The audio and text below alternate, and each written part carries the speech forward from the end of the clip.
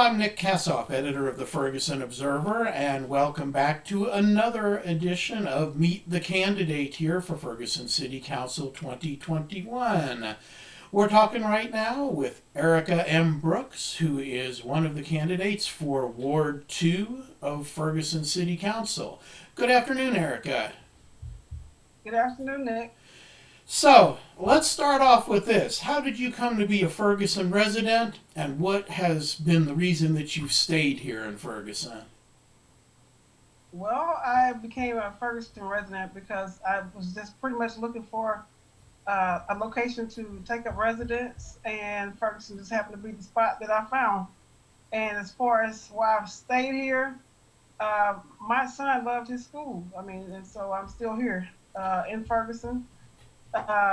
It's been so many other things in the community where um, I've taken up um, charge to be able to be involved in the community. And so I just felt it was my place to stay here in order to be a part of that change or some growth in the community of Ferguson. Okay, very good, very good. So, you've been here, you've had a good taste of the community over the years. Tell me, what are your three favorite things about Ferguson? Well, it's kind of like what Bill Clinton said a few years ago when he was talking about location. I can say people, people, and people.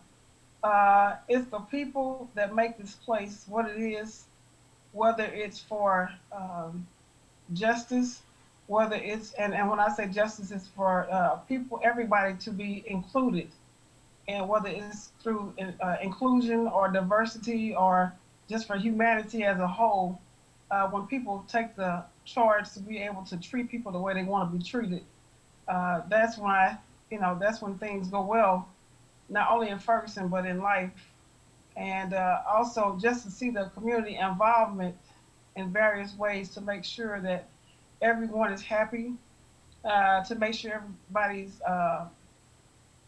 just here and able to enjoy each generation in a fair manner. Okay, very good. Now let's turn it around the other way. Tell if there were three least favorite things about Ferguson that you could change, what would those be? Well, I would say people, people, and people, because it's those different things, whether it's good or bad. Sometimes people tend to forget to treat people the way they want to be treated, or include people the way they should be treated according to humanity. And so that has brought on various issues like injustice, unrest, and just not having the lifestyle that we should have as a whole because there's been too many racial divides in Ferguson. And so those racial divides have led to, um, I would say, generational segregation. Okay. I know a lot of times people don't want to talk about the elephant in the room, but it's going to take talking about the elephant in order to change. First of all, you have to recognize that there's a situation. Once you recognize it, you reflect on that situation, and then you resolve it. You know, and Okay. if you don't do any of those things, you won't get to a point of inclusion or diversity. So, like I say, it's the people that's going to make a better place in Ferguson. Recognize, reflect, and resolve. Okay, the three R's. Recognize, reflect. That's right. I like that. Hmm. Okay, I'm going to remember that one. Uh, Turning now to city government, because that's really what city council is Hmm. responsible for. What would you say at this moment city government is doing the best? Well, one thing in some places, the city government might be recognizing some things that need to be done for the community, but it's kind of a hard question to ask because, like I say, it just kind of depends on the human platform that you living on in this community, whether you are, because like I said earlier, there's a racial divide or line in the community to how people are able to live in this community. And so there's a perspective of trying to say, okay, how are you living and how are those people living. And so, as far as what the city is doing, as on a good level, it's kind of hard. It's kind of hard. I mean, it's kind of hard Okay. because I was reflecting to trying to ask.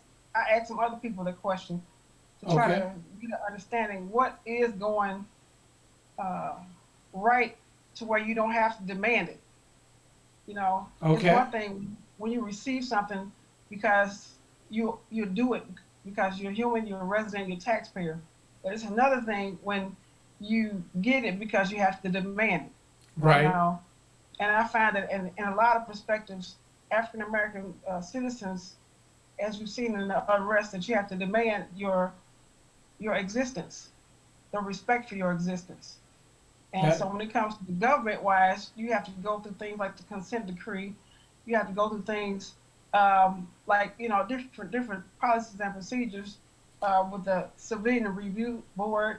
Different things that you have to set up in order to monitor your behavior Right. as an adult or as a community. You know, Right. so Okay. I mean that's where I'm at. Okay. It just Okay. Well, then the next question is going to probably be easier for you. At this okay. moment, what would you say is our city government's greatest failure? Well, as you know, I was a grassroots organizer to retain our bus route out here in Ferguson Right. in 2019, and my son and I were the grassroots organizers. Um, and it was at that time in 2019 that the city did not tell us that our bus route was about to be removed, and they had wind of that situation for at least 2 years, when different communities were getting feedback meetings and we didn't get one. So, in that whole year campaign to retain that situation, uh, it was an honor for me to be able to do what God told me to do, which is help this community keep access to public transportation, to be able to get to where they had to go as far as connecting Ferguson to other parts of the St. Louis region, and also stabilizing so many jobs that would have been lost if we didn't have that bus service. So that's one thing, retaining access to our And transport. just and for if I can stop you for a second, for folks that are Uh-huh. not familiar, you're talking about the bus route that comes up across suburban and up Dade, right?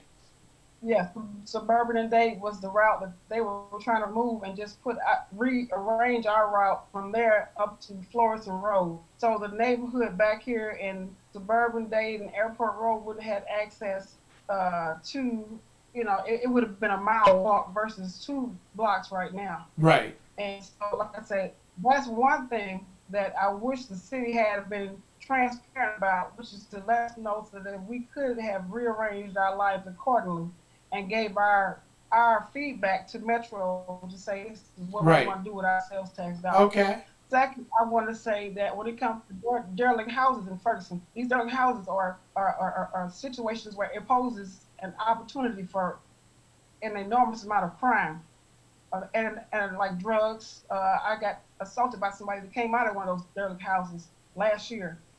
And so, if that house had been locked down, the owner had been held accountable to have his property or her property in a proper manner where it was secured, we might not have had anybody standing or squatting in that house. So the derelict houses in our ward is very more is much more prevalent than the other wards, and so we need laws, rules, and policies to be enforced because they are already in place. We don't need to rearrange nothing or fix the wheel that's already there. We need to enforce those policies to say, hey, we need to hold the homeowners accountable. It's not about taking the renters because I know I hear a lot of things in legislation in this city and other places talking about, well, we need to get rid of the renters and get more homeowners. Well, everybody needs a place to stay. Everybody. And I think it's just a matter of holding them accountable to how they maintain their property. Okay. And so, and another thing is the infrastructure in this area when it comes to the streets. That main street on Day needs to be fixed first. I saw Harvey, not Georgia and the other streets, but that thoroughfare that our bus goes down should have been fixed so that the homeowners that didn't want to sign my petition that I conducted during saving our bus route would have been willingly able to sign that because they said that bus shakes their infrastructure on their house because of the street. So and then like I said, the piping, that street is about to cave in on days. So I think if there was a little bit more love put into our area over here in Ward 2, I think that the people, the community will be not only a safe haven, but it'll be a beautified situation of where people will be proud to live in. Okay, okay. So we've talked about this, the community. We've talked a little bit about city government, and finally, let's turn our attention to the actual office of city council. So, what would you say the city of Ferguson must do in the next year in order to succeed, and why are you, Erica, the best person to make that happen? Well, like I said, when it comes to um, including people, not because you're being held accountable for it, but as far as becoming a community, an inclusive community that's working together, I think that's what's going to change not only Ferguson but the world at this point.